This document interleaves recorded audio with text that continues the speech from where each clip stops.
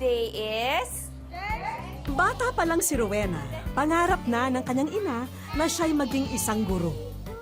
Isa raw kasi itong propesyong marangal at tahimik na nababagay sa kanya. Ngunit si Rowena, iba ang pinapangarap para sa sarili niya.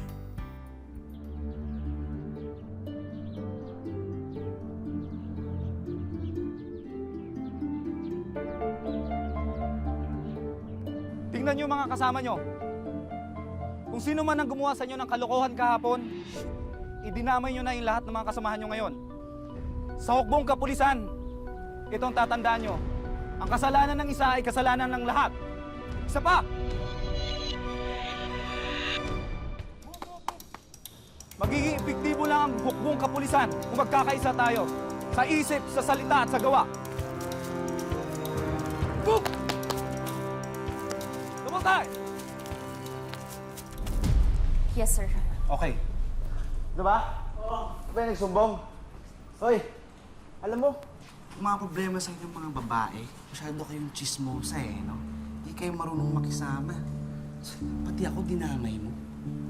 Bakit ka kasi nandito? Balita ko, hindi alam ng magulang mo na nandito ka. Teka nga lang, di ba dapat nasa kusina ka o nasa parlor ka? Nagpapaganda para sa gwapong katulad mo. Teka lang. Huwag kang bastos. Kausap pa kita eh. Bakit ka nandito? Siguro nandito ka para lumandi, ano? Ano ka ba naman? Ano naman kailangan sabihin? Bibigay ko naman lahat to sa iyo. Gusto mo ba akong tikman? Bastos! Galing ha? Pakipot pa to eh, no? O baka naman trip mo ay mga babae. Pwede naman natin pag-usapan yan. Eto, gusto mo itutusok sa'yo? Pati dyan sa ano mo? Ha? Pakipot ka pa eh, no? Wala ka palang binatbatol eh. Hindi ka type eh.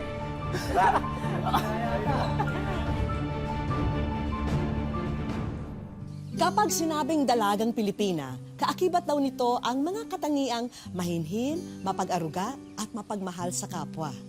Kaya naman ang pinasok ni Rowena ang mundo ng pulisya. Dumaan siya sa hirap at pangungutya para lang patunayan na ang mga Pilipina ay likas ding matatag at matapang. Magandang hapon po. Ako po si Vicky Morales at ito po ang Wish Ko Lang.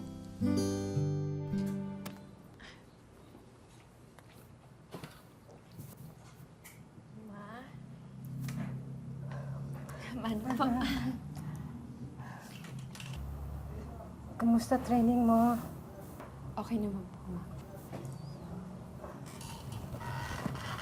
Rena? Sana bago ko mawala sa mundong to, Ma, huwag ka naman magsalita ng ganyan, please. anak, kailangan pag-usapan na natin to. Pero sana nga, bago pa may mangyaring masama sa akin, makita ko na isang ganap ka na nag-teacher. Di ba, anak? Pangarap nating dalawa yun. Apo, pagsisikapan ko po. Inasikaso ka ba ni Dino? Dino! Dino, bumaba! Nasaan ka ba? Rena. Dino! Nandyan ka ba? Dino, nandyan ka ba? Lumabas ka nga dyan. Dino! Ang ginagawa mo sa loob, ha? Tsaka ate, bad timing ka naman. Ano to? Wala yan. Ano to? Nagdadrugs ka? Nagdadrugs ka? Lumabas ka na nga. Bangag ka ba? Ano ba? Bakit ba ako pinapakialaman? Ba't hindi yung pagsisinungaling mo kay mama ang pakialaman mo? Shh! Kang maingay! Iba yun, iba yan. Alam mo ba ginagawa ng mga pulis sa adik ngayon, ha? Pinapatay. Subukan nila kung mahuli nila ako. Nakakalimutan mo na ba, pulis ako. Hindi ako magdadalawang isip na ipakulong ka. Sinasabi ko, itigil mo yan. Huwag mo sabihin yan. Gawin mo. Ang problema mo, Dino, tayo na nga lang nandito eh. Tayo na nga lang. Kung hindi ka natatakot magbago ka naman para kay Mama. Mamamatay na rin yun dahil sa cancer. Bastos ka! Tama na yan! Huwag pagsasabihan ng ganyan si Mama. Sobra ka! Bakit ikaw, ate, hindi ka magtino? Parehas lang naman tayo nagsisinungaling, ha?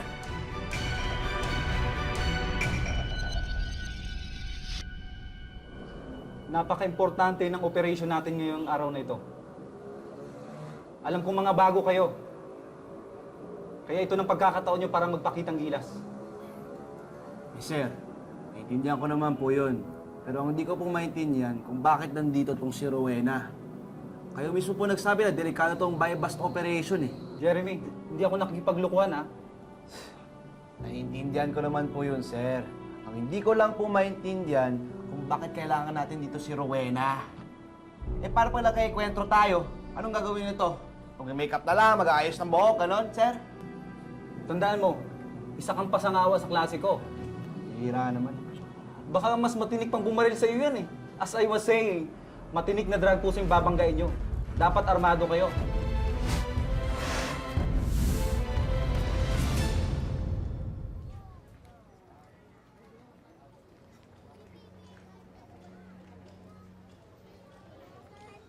Tol, sige no. Pautang muna, babawi na lang ako next time, promise. Kahit 100 lang. Babawi ako next time. Anong tingin mo dito, sari-sari store? Kung wala kang pambili, magparehab ka na lang. Bawi naman ako next time eh. Sige na. Puro ka bawi. Sino yun? Sino yan?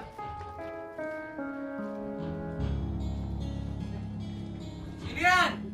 Para mauna na ako. Salamat na lang. Madali ka lang.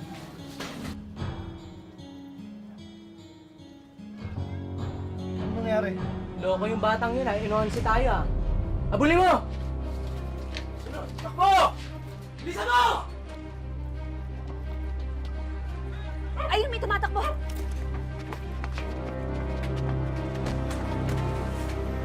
Tigil! Tigil!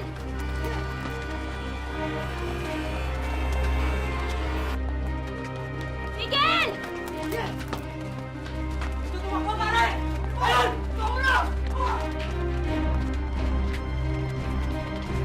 Tigil! Ito tumakbo, pare! Huwag kang gagalaw! Taas kamay!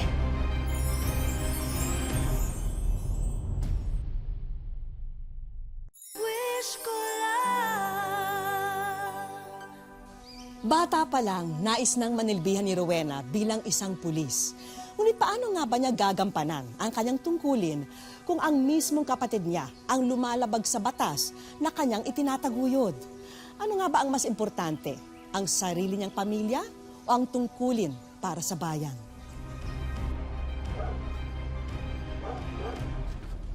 Tigil! Taas kamay! Walang iya ka ha. O, same pa kami ha. Harap! Harap! Puso kang bata ka. Dapat sa'yo tinuturuan ng leksyon. Hindi, babalik ko naman ito, no. Kalma muna. Tol, ito, ibabalik ko. Maawa na kayo sa akin. Baba nyo na yan, no. Itso tayo. Huwag kang gagalaw.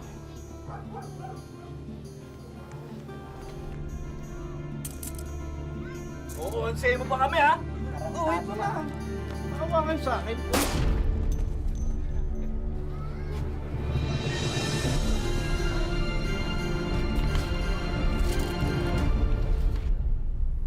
Congrats, Miss Ako Salem. Balita ko, ikaw rin nakahuli. Siniswerte lang po, sir. Sir, siniswerte lang talaga yan eh. Kung ako yung nandun, sir, papatayin ko na yan eh. Dapat ako talaga yung hero din, sir eh. Jeremy, tama na yan, ha? Sige na, Miss Ako Salem. Good job. Salamat po. Ah, teka, sandali lang, Miss Ako Salem. Bakit po, sir? Sir. May kasabay pa rin kasing nahuli. Kasabay ng operations ninyo. Yun nga lang, may casualty. At kaapelyido mo pa. Sana mabigyan mo kami ng information tungkol sa kanya. Gino raw ang pangalan niya. Kilala mo ba siya? Ano pong nangyari? Yun, nabaril ng puser. Nasa morgue na ngayon. Until now, wala pa rin nagkiklaim.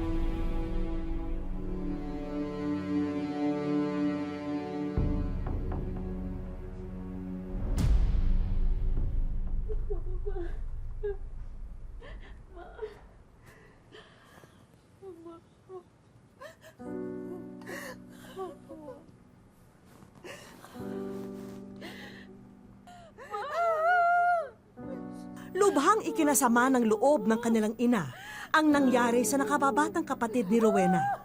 Hindi na rin niya maiwasan na sisihin ang sarili, lalo na't alam niyang meron sana siyang magagawa.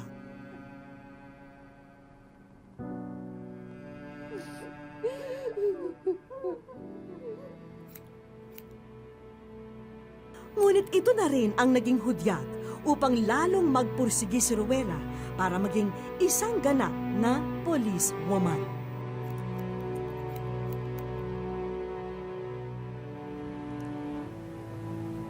Bakit ganyan ang buhok mo? Ginagaya mo ba ako? Tsaka, bakit ka naka-uniforme na pang pulis? Rowena, huwag mong sabihin sa akin. Ma, meron ako ipagtatapat sa'yo.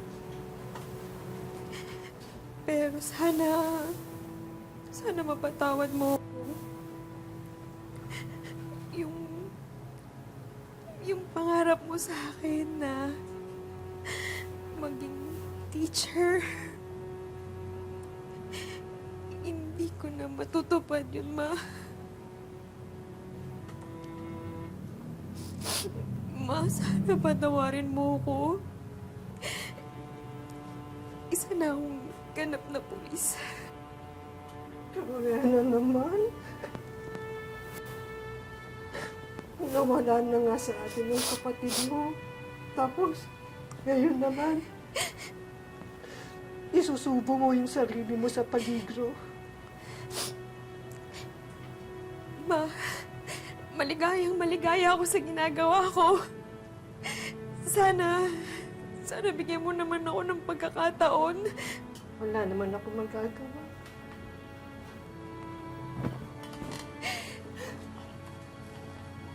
Basta anak, ha? Pangako mo sa akin na mag-iingat ka palagi na walang masamang mangyayari sa'yo. Ma, sorry pero hindi ko maipapangako na hindi ko ilalagay ang sarili ko sa peligro. Pero ipinapangako ko, magsisilbi ako ng tapat at abot sa aking makakaya.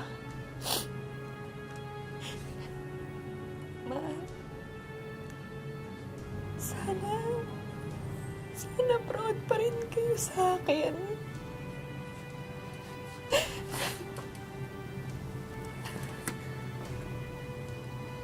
Anak, kaya gusto ko pang mabuhay. Dahil sa'yo.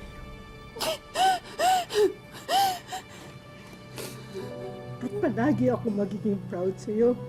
Kahit ano pang maging profesyon mo. Proud ako sa'yo, anak. Nagmamalaki kita. Nagmamalaki kita.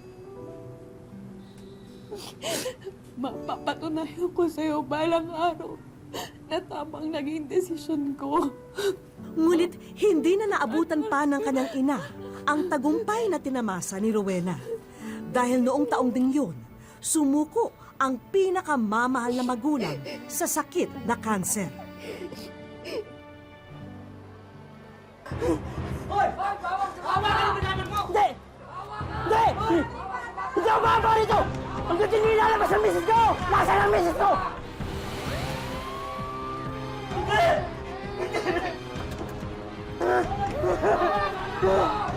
Asa dito? Hindi! Hindi! Nilabas niya yung misis ko! Nilabas niya yung misis ko! Hoy! Gaba mo na yan, ha? Huwag mo itaro yung mga anak mo sa kalokohan mo! Hindi! Bububog kita eh! Hindi ako baba rito hanggang di nyo ilalabas yung misis ko! Hindi ako baba rito! Hindi na ako ilalabas ng asawa ko! Wala iniwan ng misis na to eh. Tama na sa ulo to eh. Sino pang madaming bata? Papatayin ko to! Ilabas yung misis ko! Ibaba mo na yan! Kung hindi, magpapaputok ako! Ano? Target ko na to! Jamie! Tutuluyan ko talaga to! Hanggang di nyo ilalabas yung misis ko! Jamie, bakit ka na? Hanggang di nyo ilalabas yung... Hold on! Sabi niya, sabi. Hawakan mo sa anak mo! Diyan lang kayo! Diyan lang kayo! Hawakan sa anak mo! Tay? Tay, nasa po kayo? Wala naman po kinalaman yung anak ninyo. Huwag naman po natin siyang idamay dito. Sinabi niya sa akin na mahal niya ako at ang mga anak namin. Pero anong ginawa niya? Iniwanan niya pa rin kami! Sinungaling siya! Tay, naiintindihan ko po kayo. Alam ko masakit talaga pag niloko kayo. Pero tay, di ba? Kapag mahal mo, hahayaan mo lumigaya. Bakit? Kapag pinatay ka ba ito, pinakawala ko ba ito anak ko? Makasigurado ako na hindi mo ako papatayin. Tay, nangangako ako, hindi kita sasaktan. Papa, sinungaling! Tulad ka rin ng misis mo! Pare-pareho lang kayo! Iwan! Nilokohin mo lang ako! Tay, bababa ko yung baril ko, ha? Mag-usap tayo. Sige! Sige!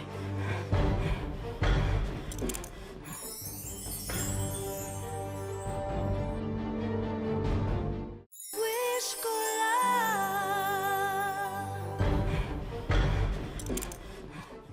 Tay! Saan pumunta? Tay! Labas!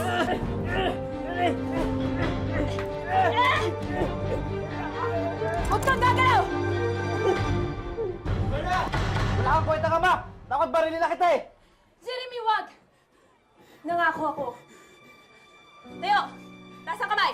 Taas ang kamay! Sandal sa pader. Sige na, pusasa mo na.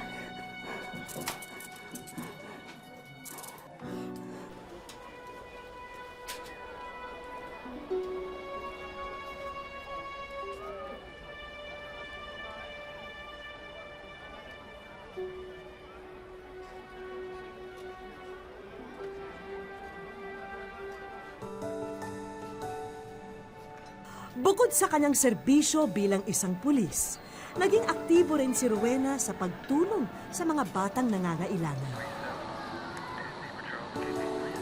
Copy.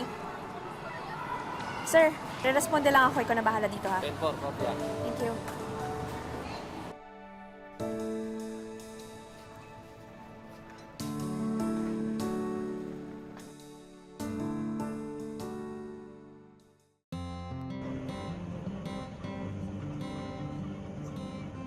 Hindi maikakailang nakatadhana talaga para kay Rowena ang kanyang napiling propesyon.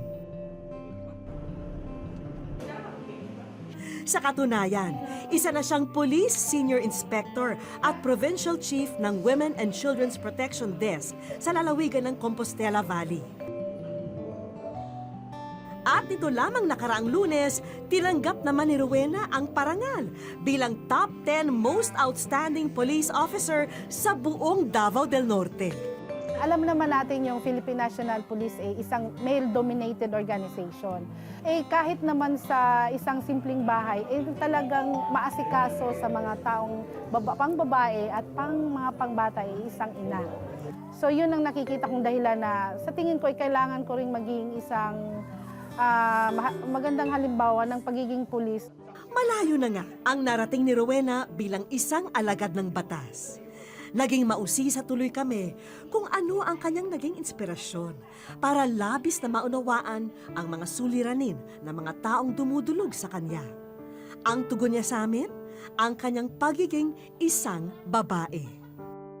Yung strong point ng babae is kasi sincere ka, loyal ka, at saka may perseverance ka magtrabaho. Yung mga bagay na ganito, yung makikinig ka ng problema ng ibang tao, lalo ng problema ng babae, problema ng mga bata, kailangan ng isang tao, isang pulis na handang makinig. Gayunpaman, may mga bagay na kailangang isakripisyo ni Rowena. Dahil pulis din ang kanyang kabiyak, madalas daw silang wala sa bahay para makapiling ang kanilang mga anak. Kaya naman sa mga pagkakataong wala siyang pasok, sinisigurado niyang nagagampanan niya ang maging ilaw ng tahanan sa kanyang pamilya. Iba kasi yung oras ng pulis. Hindi mo masyadong ma-devote yung time mo sa pamilya mo. Kasi kailangan i-devote mo rin sa trabaho mo. Kasi sinasabi nga, ang trabaho ng pulis is 24/7. Ibig sabihin, yung 24/7, 24 hours in 7 days, saan mo pa kukunin yung time mo para sa family? So, kailangan niya ng matinding pagmamanage. Sa nangyayari ngayon sa ating kapaligiran, hindi may aalis ni Rowena na may namumuong takot at pagkailang ang publiko sa mga katulad nilang nakasuot ng uniforme. Isa lamang daw ang ipinapakiusap niya sa lahat ng kanyang kababayan. Hinihimo ko lahat ng mga tao, yung mga community natin, na pagkatiwalaan lang nila ang pulis. Dahil kami naman ay sa abot namin makakaya, ay gagawin namin yung ikabubuti ng ating bayan. Yun yung pinaka-importante sa amin.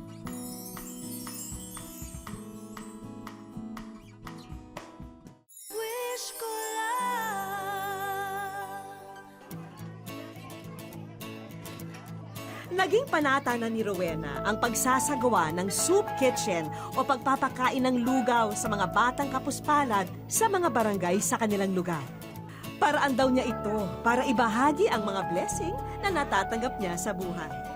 Nagiging tulay din ito para mas mapanatag ang loob sa kanilang hanay ng mga taong kanilang pinangangalagaan. Walang kaalam-alam ang mga pulis na nagsasagawa ng feeding na magiging ekstraordinaryo ang araw na ito sa tulong ng mga batang naging malapit na rin sa kanilang manang Rowena. Nagsimula kasing magsilapitan ang mga batang may tanga na puting bulaklak. Alay daw nila yon sa babaeng pulis na parating nagdadala ng pagkain sa kanila. Uy, asa man na? Thank you! Kisa man asa ni Gikan sa kubana ni? Oras na rin siguro, Rowena, para malaman mo ang tunay naming misyon sa pagparito.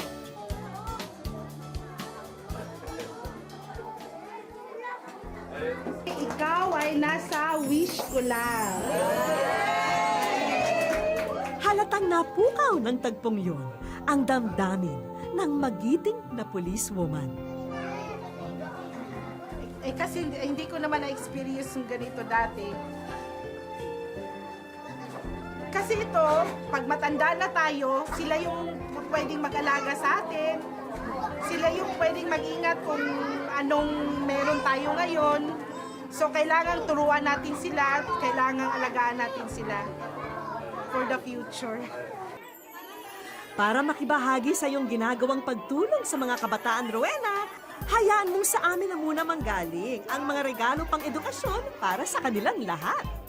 Siguradong bawas na ang school supplies sa problemahin ng mga magulang ng mga batang ito.